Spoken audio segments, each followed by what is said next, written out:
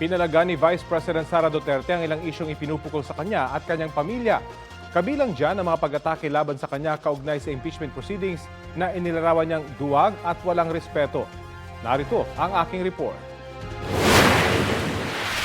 Sa ating pagkakaisa ay nalalantad ang mga interes na salungat sa interes ng mga Pilipino.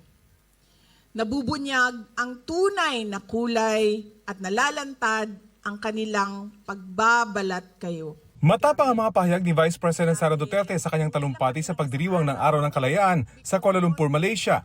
Isa sa nabanggit niya ang pagkakaaresto sa kanyang amang si dating Pangulong Rodrigo Duterte dahil sa kinakaharap na kasong Crimes Against Humanity sa International Criminal Court.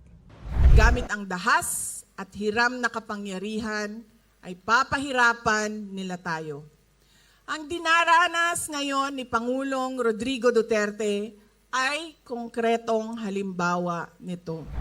At kaugnay sa impeachment proceedings laban sa kanya, sabi ng bise, The attacks are cowardly, yet openly disingenuous and arrogant.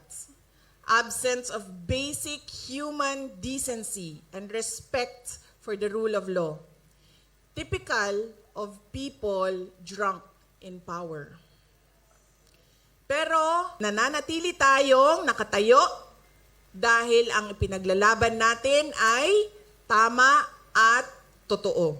Kasama ng bise sa Kuala Lumpur, sina Senadora Amy Marcos at Senador Robin Padilla na parehong nanawagan ng suporta para sa Vice Presidente. Gusto ko muna pong magbigay pugay, unang-una sa susunod na Pangulo ng Pilipinas, Inday Sara Duterte.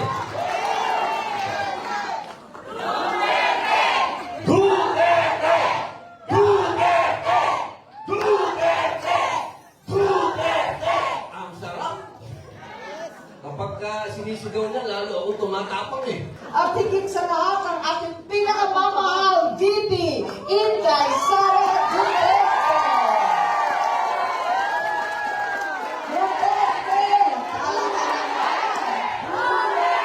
Sinasabi ko sa kanya, hindi ako ang magbabalik kay dating Pangulong Duterte sa Pilipinas. Dahil ang kapatid mo ang nagpadala sa kanya sa Hague, ikaw ang magbabalik sa kanya sa Pilipinas.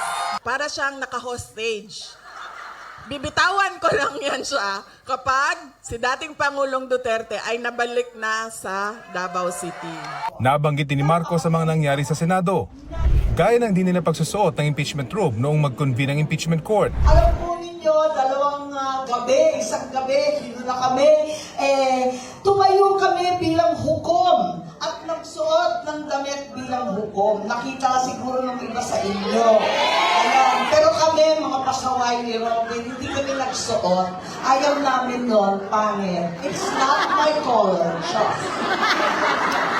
Ayan.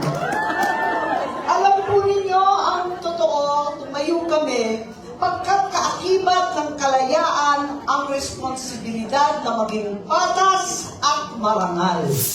Kasama sina Marcos at Padilla sa 18 pumabor na ibalik sa Kamara ang Articles of Impeachment laban sa bise.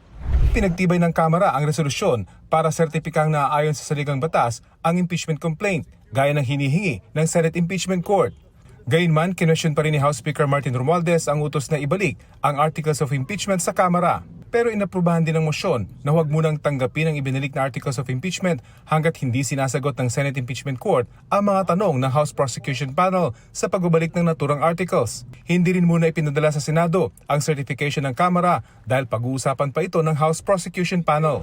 It was decided by the House leadership that the Secretary General can issue the certification for maybe for everyone's appeasement, but it does not necessarily mean that we will transmit such certification to the Senate. Yun po ang aming stand. Wala po silang authority to remand the articles of impeachment. It's not under the Constitution that they can return or remand the articles of impeachment.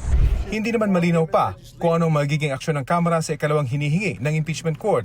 ang paglilinaw ng papasok na 20th Congress kung interesado pa itong ituloy ang impeachment complaint. Inaasahan ng impeachment court ang sagot ni VP Duterte sa summons sa June 23. Ang prosekusyon naman, merong hanggang June 28 para mag-reply sa tugon ng bise kung nanaisin ito. Rafi Tima nagbabalita para sa GMA Integrated News.